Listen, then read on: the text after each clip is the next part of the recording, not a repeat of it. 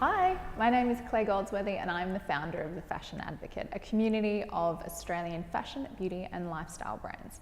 Through The Fashion Advocate, I work with good people doing good things and I'm passionate about sharing their stories.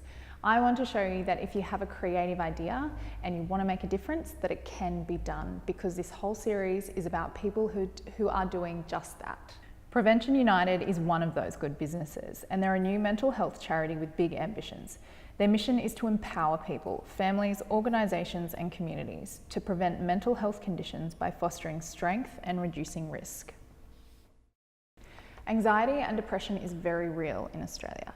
I've experienced it, and statistically it's likely that you will have too. Anxiety is the most common mental illness. 1 in 3 women and 1 in 5 men in Australia will experience anxiety in their lifetime. Nearly 3 million Australians live with depression too, which affects their personal life, their professional life, and their productivity and well-being. I'm here today with Prevention United's director, Lachlan Kent, to talk about mental health and why it's so important to look after your mind. Hi Lachlan. Hello. How are you? Well, thank you. Those statistics are quite high. I had no idea anxiety and depression were so prevalent in Australia.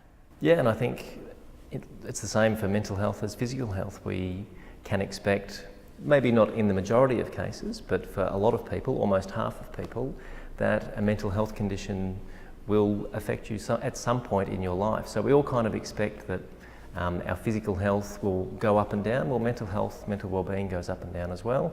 And we kind of need to be prepared, I suppose, for that eventuality. And that's why, in terms of Prevention United, that's why we see it as, you know, what can people do sort of day in, day out to boost their mental well-being?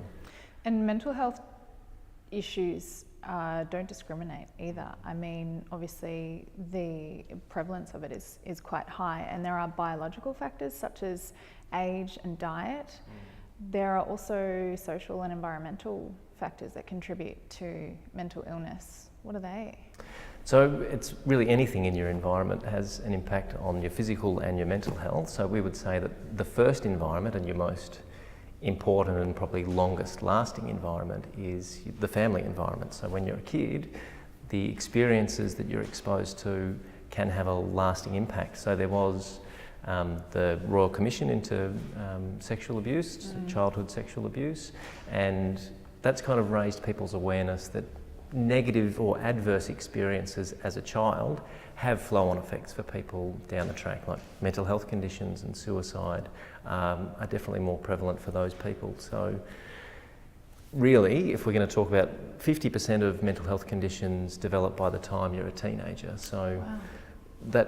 Those early years and that early environment, even things as subtle like, or as subtle as parental conflict, you know, the amount of positive reinforcement at home or the school, these things really do have an effect on you. But even later in life, when sort of depression and anxiety become, you know, sort of the most common conditions or the more common conditions, it's really anything that affects you in society. So it can be discrimination, it can be the quality of your work, of your social life. So social connectedness is a massive factor. So how connected people feel to not only their friends and family, but just society in general, that feeling of I'm part of something that is positive, I'm part of society and not discriminated or disadvantaged.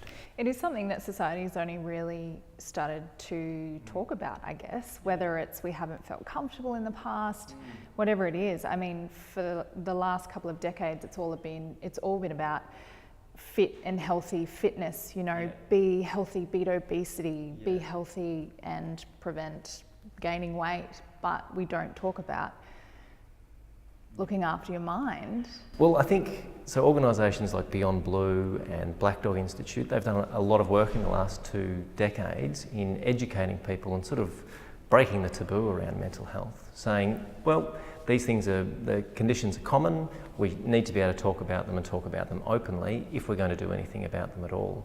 So yes, there has been a lot of advice or a strong movement around physical health, but we feel, and this is where, you know, prevention comes into it, that the daily routine of things that promote your mental well-being are just as important as going for a run, which can also be good for your mental health, but your diet, sleep, exercise, all those things can contribute to your mental well-being, and those things need to be measured as well. So if we can measure their impact, then we can justify saying, okay, like the Heart Foundation can say 5 serves of vegetables, low fat, low salt diet. Well, if we can get to the point where we know what to recommend for people for their mental well-being, I think society will be better off. So what do you recommend? What are maybe just a top thing, maybe the top 3 things that you could recommend? So we take a biopsychosocial approach. So yeah, there are biological factors like sleep, diet, exercise, alcohol and substances. So making sure that they're monitored and you're aware of what you're doing and what you're taking. But then there's an emotional side as well. So emotional flexibility is something that we concentrate on. So mindfulness practice is a great thing for people, to be able to monitor and regulate their emotions and their responses. You don't have to be happy all the time, but being aware and flexible in your emotional approach is really important. But then, like I was saying before, those social connections, that's probably been underestimated, the impact that they have on your mental well-being. And so that's the bio, psycho and social working together. That's a really simple message for people. Just make sure that you're getting a good balance of each, that it's a rounded approach, not just one, not just the other. It's about a rounded approach. A balanced approach. So let's talk about that. You mentioned before about working with people and the social impact. We're obviously at Creative Cubes right now, and it has an incredible community, and there is a great support network of really cool people here. And the happiness team, when you walk in, it's a great way to start the day. And you've landed here because you won the pitch contest in collaboration with MYOB and StartUp Victoria. Why is it so important to you to be at Creative Cubes and in this kind of community? Well, I think it's a positive environment. So even just in their name, the happiness team, Creative Cubes, that sort of sets a tone for the place, doesn't it? It's about a positive experience at work. Even though we don't all work together, there's a shared understanding that we want this to be a positive workplace. We don't want the negativity and the sort of toxic workplace cultures that can pervade some organisations. They're taking a stance on that and saying, well, that's not what we want for this environment. So they've also so that's at the sort of micro level, but at the macro level, they've said, but we want to be socially responsible as an organisation. So they very kindly with MYOB have said, okay, you guys come and pitch to us for space, some free space for free rent for a year. So that shows a social conscience, really, that they're giving. We're a charity. They have helped us to save on rent, to use our funds, our limited funds, for maximum impact elsewhere. So that shows, they're socially aware that there are issues out there that they can contribute to in a small way by, giving us a little desk for 12 months, but they can have a big impact. So it's just not only a positive place, it's following that through with actions. Paying it forward. Big impact, big social issue that you are obviously trying to change and to make better. But you're small, you're a startup. How did Prevention United come to be? What's it? How'd you start? So it started with 3 of us. So it's myself, Dr. Stephen Carbone and Dr. Luke Martin. So we all met at Beyond Blue. We were working on different programs, but we all had a shared interest.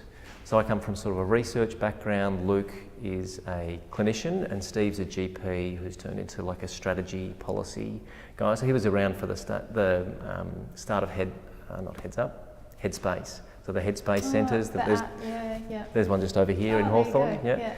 So he was around sort of developing the high level strategy for that early on. So we connected and said, okay, Beyond Blue has been around for 2 decades and they do amazing work in letting people know what the signs and symptoms. There's a phone number that you can call. That's all great, but that's all after the point that you've become unwell. What about this prevention stuff? What about upstream?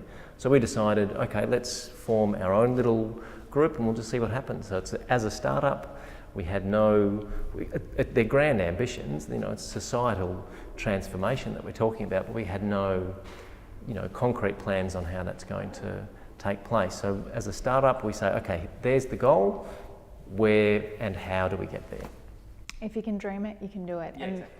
That's what I always say. Yeah. And prevention is definitely better than a cure. For and the sure. fact that we're here talking about it today, I think this is a really valuable lesson that we all need to be aware that obviously it's prevalent and it's going on, and more importantly, that it's okay to talk about it. Yeah.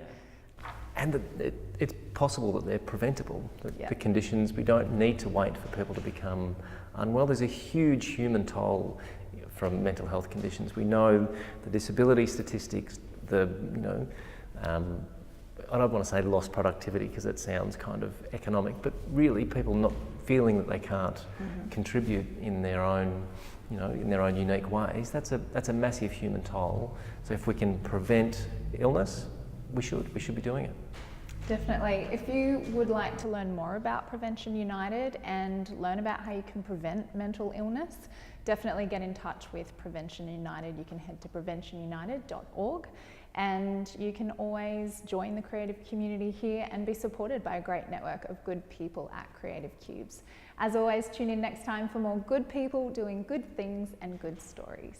Bye.